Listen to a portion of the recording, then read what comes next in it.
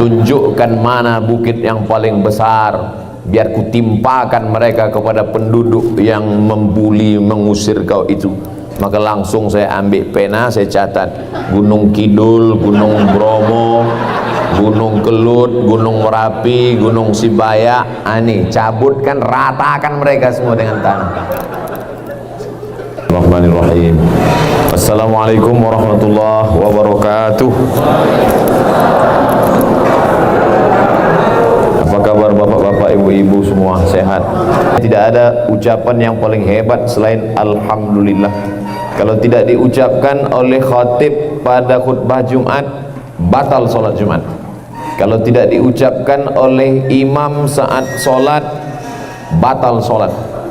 Kalau tidak diucapkan dalam majlis, kullu amrin dzibalin wa lam yubda bihamdillah fahuwa aqta. Setiap majlis kalau tidak diucapkan alhamdulillah, maka majlis itu menjadi majlis bangkai, busuk, berbau, putus, tidak bisa dibawa sebagai bekal menghadap Allah Subhanahu wa taala. Maka kita perbanyak ucapan alhamdulillahi rabbil alamin. Kemudian kita berselawat kepada Nabi, karena dengan selawat itulah kita dapat masuk ke dalam surga. Dengan selawat itu kita orang pertama kali yang diberikan syafaat.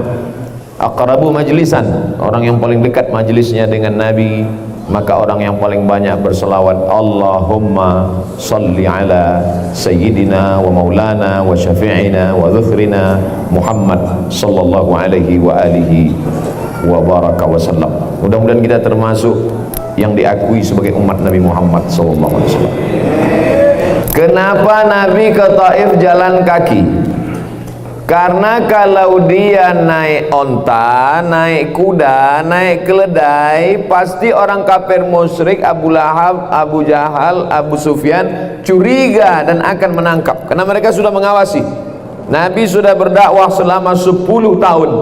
Selama 10 tahun ini Nabi dianggap sudah mengganggu stabilitas keamanan kota Makkah. Dulu mereka berkuasa hebat, tiba-tiba Nabi mengajarkan persamaan, la farqa bainal arabi wal ajam wa la farqa bainal abyadi wal aswad. Tak ada beda antara orang kulit putih dengan kulit hitam. Dulu yang Arab kafir Quraisy gagah perkasa, tiba-tiba Nabi mengatakan yang berkulit hitam itu sama mulianya. Maka itu sudah mengganggu mereka. Nabi melarang mungkar, Nabi melarang zalim, maka mereka menganggap ini mengganggu. Orang ini mesti diawasi, mesti dibunuh. Kalau sekarang ini orang radikal nih, maka dia tidak boleh, dengan macam-macam dia keluar. Kalau sampai Nabi naik kuda, mereka tahu, wah ini. Maka Nabi tidak pergi ke Taif naik onta, naik kuda, naik keledai, tapi berjalan kaki. Siapa yang menemani dia? Yang menemani dia adalah Zaid bin Harisah, anak angkat Nabi SAW. Ada sahabat namanya Zaid bin Sabit. Zaid bin Sabit itu penterjemah Nabi, translator Nabi. Kalau ada surat-surat orang Yahudi yang sampai ke Nabi diterjemahkan oleh Zaid bin Sabit. Zaid bin Sabit nanti berperannya dia nanti di kota Al-Madinah Al-Munawwarah, penyusun Al-Quran pada masa Abu Bakar. Yang sekarang yang menemani Nabi ini namanya Zaid bin Harisah, anak angkat Nabi. Sahabat Nabi yang namanya ada dalam Al-Quran, Zaid bin Harisah. Abu Bakar Siddiq ada namanya dalam Quran, tapi tidak disebutkan secara eksplisit. Idhuma fil ghari idh yaqulu li sahibihi la tahzan innallaha ma'ana. Ingatlah ketika dia berdua dengan sahabatnya dan dia berkata kepada sahabatnya itu, janganlah engkau takut, jangan cemas, Allah bersama kita. Siapa yang dimaksud bersama Nabi waktu itu? Abu Bakar Siddiq, Abdullah bin Abi Quhafah, Abu Bakar Siddiq, tapi tidak disebutkan nama. Sedangkan Zaid ini disebutkan nama. Falamma qada Zaidun watara zawwajnakaha. Ketika selesai masa iddah cerai Zaid dengan Zainab binti Jahsh, maka aku nikahkan engkau hai Muhammad dengan dia. Nama Zaid disebut radhiyallahu an. Mudah-mudahan kita di Taif tak bertemu, dipertemukan Allah di surga Jannatul Firdaus bersama sahabat-sahabat Nabi. Berjalan kakilah Nabi kemari dan menetap di sini. Sampai di sini, kenapa Nabi? Untuk apa dia pergi ke Taif ini? Karena orang Makkah ini sudah cukup risau. Dakwah ditolak di mana-mana. Embargo terjadi luar biasa. Biasanya kalau kita dalam keadaan sulit, kita susah mengadu ke ibu. Nabi tidak punya ibu. Ibunya sudah meninggal dunia ketika dia berusia 4, 5, 6 tahun. Mengadu ke ayah. Ayah dia tidak punya. 2 tahun dalam kandungan, ayahnya sudah meninggal dunia. Saya mau ngetes masih fokus apa tidak.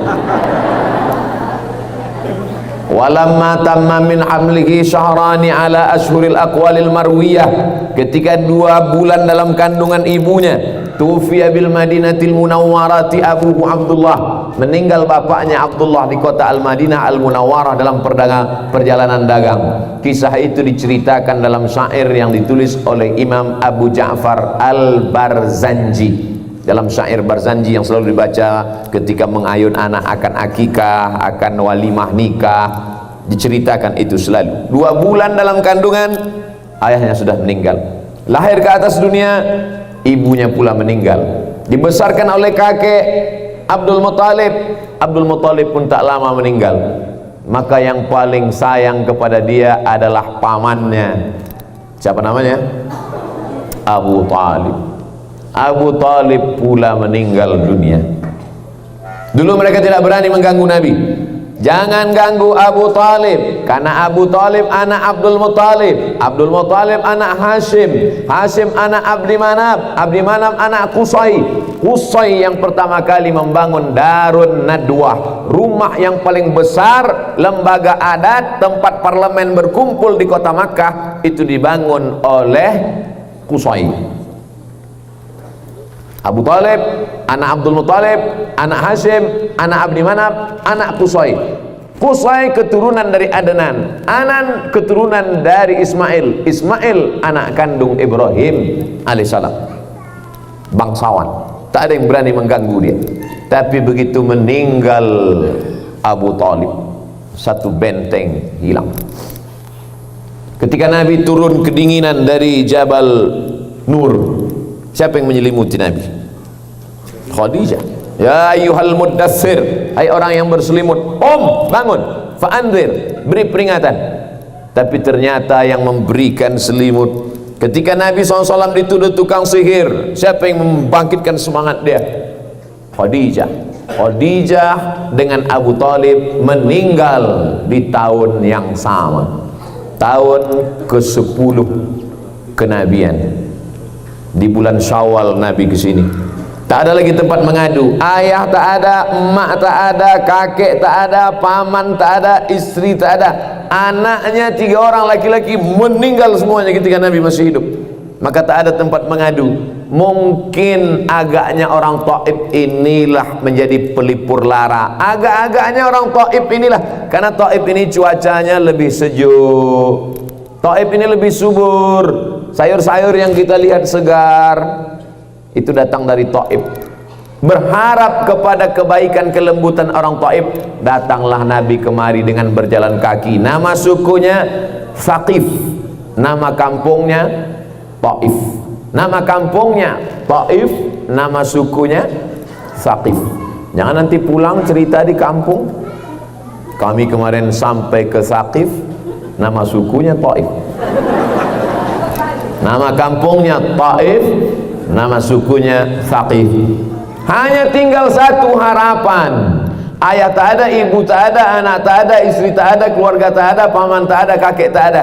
Satu-satunya yang mungkin membela adalah Taif, orang Thaqif. Ternyata orang Taif tidak menyambut dengan Tala'al Badru alaina. Orang Taif tidak menyambut dengan marhaban ya Nurul Aini. Orang Taif tidak menyambut dengan marhaban Jaddal Husaini. Apa yang mereka sambutkan untuk Nabi SAW? Mereka lempar dengan batu, kayu, tolang onta, basah terompah Nabi, basah sendal Nabi. Bapak Ibu bisa bayangkan kalau kaki luka, biasanya kalau orang melempar yang pecah itu apa? Pelipis. Yang pecah itu kepala. Kalau sampai kaki pun berdarah, itu lemparannya sudah luar biasa. Maka saat Nabi lari dari lemparan itu, berhentilah dia dari sebalik bukit, mengadulah dia kepada Allah. Apa kata dia? Ilaika asku dha'fa quwwati, kepada engkau aku mengadukan kelemahan diriku, wa qillata hilati, ketidakberdayaanku, wa hawani 'alan nas, aku lemah di atas manusia, tak ada tempatku mengadu lagi ya Allah. Anta rabbul mustad'afin, engkaulah satu-satunya Tuhan yang menolong orang yang lemah, dan seterusnya. Mengadu dia kepada Allah. Saat itu juga datang malakul jibal, malaikat jibal bukit, malaikat penjaga bukit datang menghampiri Nabi SAW. Apa kata malaikat itu? Tunjukkan mana bukit yang paling besar di jazirah Arab ini, hai Muhammad, akan kutimpakan kepada orang Taif ini rata mereka dengan tanah. Andai kita lah yang jadi nabi waktu itu, andai saya lah yang jadi posisi waktu itu, tinggal sebatang kara, dakwah ditolak orang, mau berdakwah di sini ditangkap, mau berdakwah di sini di ini, mau dibuka internet dibully, tiba-tiba kaki sedang berdarah, datang malaikat penjaga bukit. Hai Abdul Somad, tunjukkan mana bukit yang paling besar, biar kutimpakan mereka kepada penduduk yang membuli, mengusir kau itu. Maka langsung saya ambil pena, saya catat Gunung Kidul, Gunung Bromo, Gunung Kelut, Gunung Merapi, Gunung Sibaya, ani cabutkan, ratakan mereka semua dengan tanah. Tapi apa doa Nabi waktu itu? Apa jawab Nabi waktu itu kepada malaikat penjaga bukit? Apa kata dia? Asallah an yukhrij min aslabihim man ya'budullaha wa la yusyrika bihi syai'a. Ya Allah, keluarkan dari tulang sulbi mereka anak cucu yang akan menyembah engkau dan tidak akan mempersekutukan engkau dengan apapun. Doa Nabi dikabulkan Allah. Sekarang Taif ini 100% muslim.